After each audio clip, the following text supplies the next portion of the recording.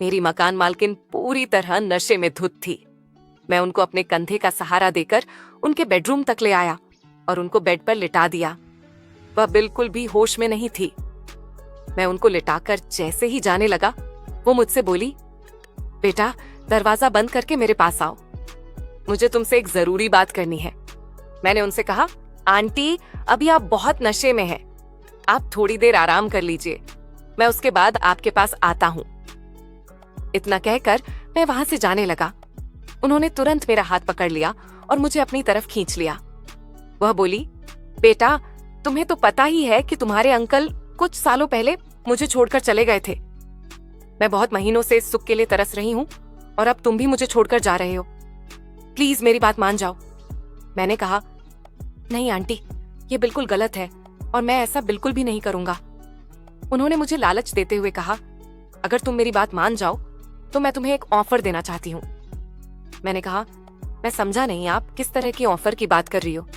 वो बोली, अगर तुम मेरी बात मान जाओ और मेरे साथ वह कर लो तो तुम्हारी बहन की शादी के लिए जितने पैसों की जरूरत होगी मैं वह सब दे दूंगी। आंटी की यह बात सुनकर मैं बहुत ही खुश हो गया था।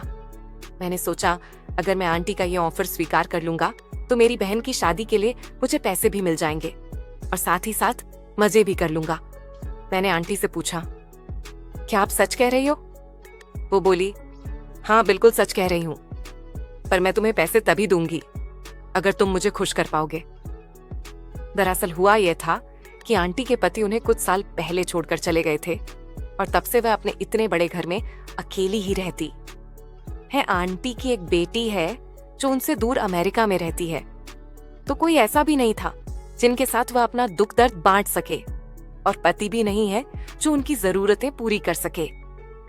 कुछ महीनों पहले आंटी ने मुझे अपने घर किराए पर रखा था। सच कहूं तो आंटी दिखने में बहुत सुंदर है और उन्होंने अपने फिगर को काफी मेंटेन करके रखा हुआ है। 35 की होने के बावजूद भी वह 25 की लगती है। 5 महीने पहले मैं आंटी के यहाँ पहली बार किराए पर कमरा देखने आया था। दरवाजा उन्होंने ही खोला था और उनको देखते ही मैं तो जैसे उन्हीं में खो गया। तभी आंटी चिल्लाकर बोली, लड़के तुम्हारा ध्यान कहाँ पर है? तुमको कमरा देखना है या नहीं? मैंने कहा, हाँ आंटी प्लीज कमरा दिखा दीजिए। उसके बाद आंटी मुझे कमरा दिखाने के लिए ले गई। वह मेरे आगे चल रही थी और मैं उनके पीछे चल रहा था। मेरी नजर तो बस एक ही चीज पर टिक गई थी। मैंने कहा, आंटी आपका कमरा तो बहुत ही बड़ा है और अच्छा भी है, मैं कल ही अपना सामान लेकर यहाँ रहने आ जाऊंगा।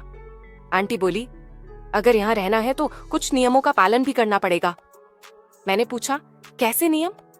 आंटी बड़े ही मस्ती भरे मिजाज में बोली, जब भी मैं तुम्हें अपने कमरे में बुलाऊंगी तो तुम्हें आना पड़ेगा। मैं तुमसे जो कुछ भी करने के लिए बोलूंगी तुम्हें वह सब करना पड़ेगा। मैंने कहा, ठीक है आंटी जी, मैं आपकी सारी बातें मानूंगा। पर मैं यही सोच रहा था कि अचानक से आंटी को ये क्या हो गया है? वह मुझसे इस तरह की बातें क्यों कर रही है? मुझे भी कोई दिक्कत नहीं थी क्योंकि वह वाकई में काफी खूबसूरत थी। उन्हें देखकर मुझे भी कुछ कुछ होने लगा था। उसके अगले ही दिन मैं अपना सारा सामान लेकर शिफ्ट हो गया था। शाम को आंटी ने मुझे अपने कमरे में बुलाया। जब मैं उनके कमरे में गया तो मैंने देखा कि आंटी कोई पिक्चर देख रही थी और उनके सामने वाली टेबल पर शराब की एक बोतल रखी हुई थी।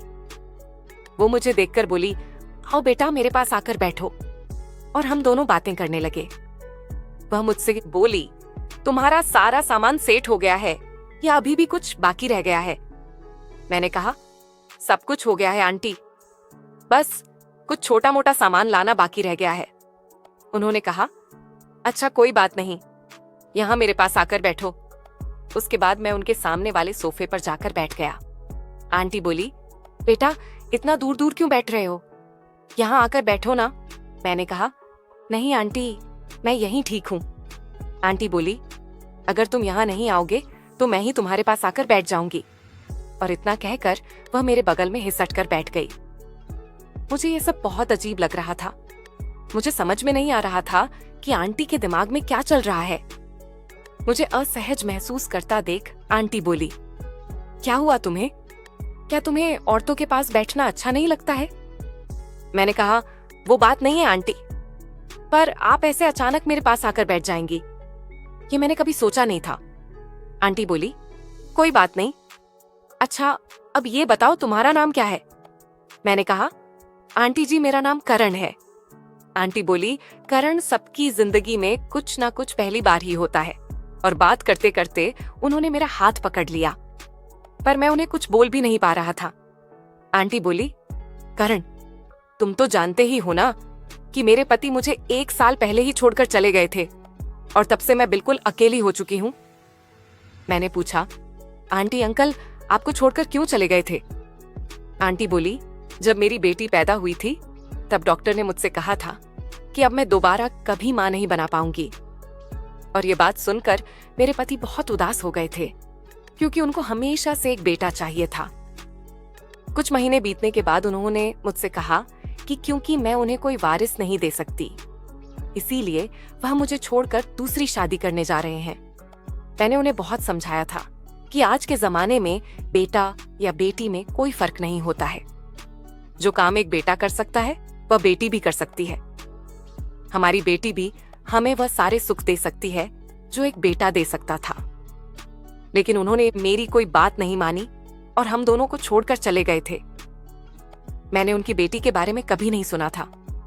मैंने उनसे पूछा, आंटी आप तो अपने घर में अकेली ही रहती हो, आपकी बेटी कहाँ है? आंटी बोली, वो पढ़ाई करने के लिए अमेरिका गई हुई है। कुछ देर ऐसे ही बातें करने के बाद मैं वहां से चला आया, क्योंकि मुझे सुबह ऑफिस भी जाना था। एक दिन जब शाम को मैं अपने ऑफिस से वापस आया तो मुझे आंटी के कमरे से कुछ आवाजें आती सुनाई दी।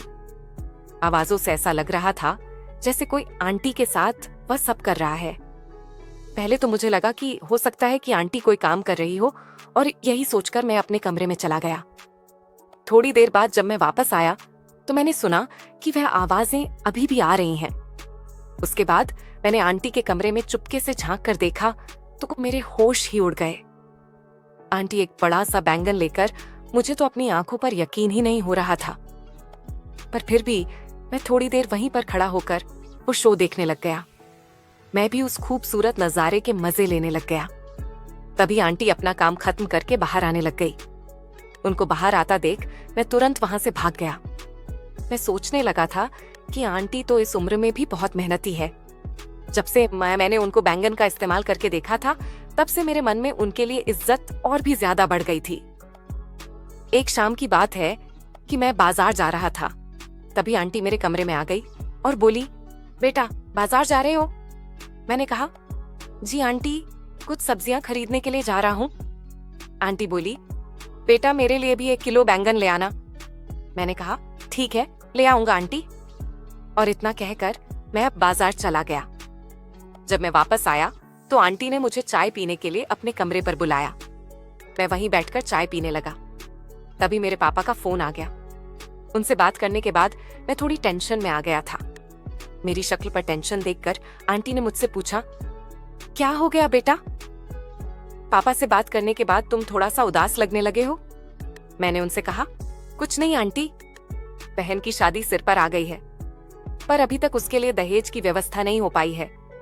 लड़के वालों ने दहेज में आरएस 25 लाख मांगे हैं, पर अभी तक हमने आरएस बैंक लाख ही जुटा पाए हैं। बस इसी बात की चिंता मुझे और मेरे परिवार को खाई जा रही है। आंटी बोली, मैं तुम्हारी मदद कर सकती हूँ, लेकिन उसके बदले तुम्हें भी मेरा एक काम करना पड़ेगा। मैंने कहा, आंटी मैं पैसों के लिए कोई भी काम करने के लिए तैयार हूँ। आंटी बोली, तुम मुझसे शादी कर लो, फिर मैं तुम्हें और तुम्हारे परिवार को कभी भी पैसों की कमी नहीं होने दूंगी। मैं उनकी बात सुनकर हैरान रह गया था। मैंने कहा, आप ये क्या बोल रही हो आंटी? मैं आपसे शादी कैसे कर सकता हूँ? आंटी ने कहा, सोच लो, मैं अभी के अभी तुम्हारे हाथ पर 25-25 लाख रुपए रखने के लिए तैयार हूँ। मुझे पैसों की इतनी ज्यादा जरूरत थी कि मैंने उनके काम के लिए हामी भर दी। फिर आंटी बोली, लेकिन एक शर्त यह भी है कि तुम अपनी बहन की शादी में नहीं जाओगे, तुम हमेशा मेरे पास ही रहोगे। मैंने कहा, ऐसा नहीं हो सकता है आंटी, अगर मैं अपनी बहन की शादी में नहीं जाऊंगा तो उसकी शादी की कोई व्यवस्था नहीं हो पाएगी। मेरे पिता बहुत ही ज्यादा बूढ़े हैं, वह इतना काम नहीं तो कर पाएंगे। मेरी माँ भी बहुत बीमार रहती हैं। मुझे अपनी बहन को भी संभालना होगा। पर आंटी मेरी बात नहीं मानी। वो बोली, नहीं, तुम अपने घर वापस नहीं जाओगे। मैं पैसे तुम्हें सिर्फ इसी शर्त पर दूंगी कि तुम अपने घर वापस नहीं जाओगे। मैंने आंटी के सामने हार मान ली और उनकी शर्त मंजूर कर ली।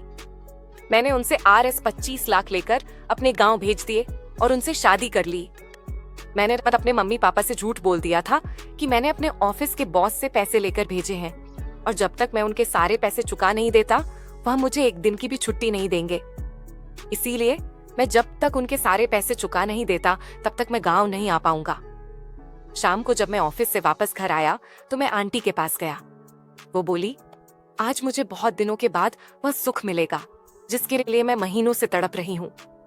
रात भर हम आपस में खोए रहे और सुबह जब मैं उठा तो आंटी ने खुश होकर मुझे गले लगा लिया।